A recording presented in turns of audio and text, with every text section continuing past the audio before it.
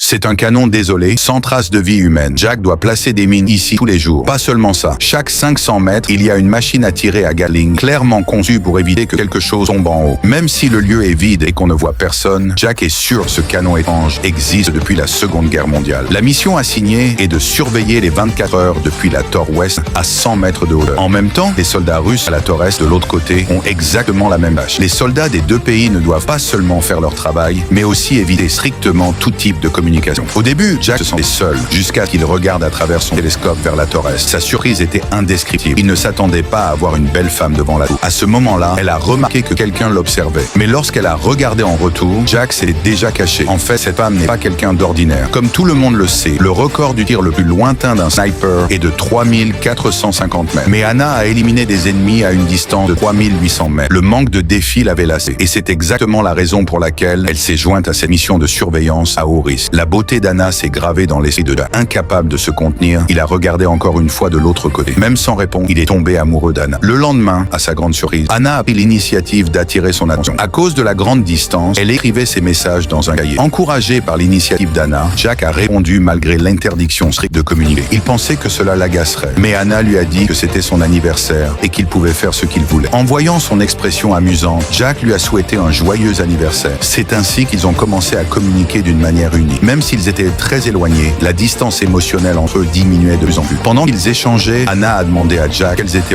ses compétences. Il a écrit qu'il était un excellent tireur. Comme sniper, Anna n'est pas totalement convaincue et voulait qu'il le prouve. Cependant, avant même que Jack prenne son arme, Anna a montré son propre talent. Jusqu'à ce qu'elle soit satisfaite d'elle-même, Jack a répondu avec un tir tout aussi précis. Anna ne s'est pas mise en colère. Au contraire, elle a posé une bouteille sur sa tête, indiquant que le défi continue. Alors qu'il se préparait à tirer, Anna a vu quelque chose d'effrayant et lui a indiqué de regarder en bas. Dans l'obscurité, quelque chose semblait s'approcher du fond du canon. En réalisant le danger, Jack a pointé son arme vers les profondeurs. Lorsque l'une des premières créatures est apparue, il a enfin compris ce qu'il surveillait réellement. À mesure que le nombre de créatures augmentait, Anna a installé une mitrailleuse et s'est jointe au combat. Sous le feu intense des deux tireurs, les créatures disparaissaient les unes après les autres et le canon retrouva rapidement le silence. Mais alors qu'il pensait être hors de danger, un bruit étrange se fit entendre du côté d'Anna. Elle tenta de reculer, mais soudain, une main apparut. En voyant la créature en forme d'arbre, Anna ouvrit immédiatement le feu. Cependant, en tombant, le monstre activa une mine flottante, provoquant une explosion assourdissante. Un fragment de la machine s'incrusta dans le cou d'Anna. Jack monta rapidement à la mitrailleuse et ouvrit le feu pour la couvrir. Grâce à son soutien, Anna a réussi à recharger et ensemble, ils lancèrent une contre-attaque. Lorsque les créatures atteignirent le sommet, le système de défense fut activé. Toutes les armes automatiques du canon se mirent immédiatement à tirer frénétiquement contre l'armée de monstres. Les balles tombaient comme la pluie et les éclairs des tirs illuminaient tout le canon. La bataille continua jusqu'au matin, quand enfin le calme revint. Même s'ils avaient réussi à repousser temporairement les créatures, ils n'avaient pas encore réalisé que ce n'était que le début de leur cauchemar.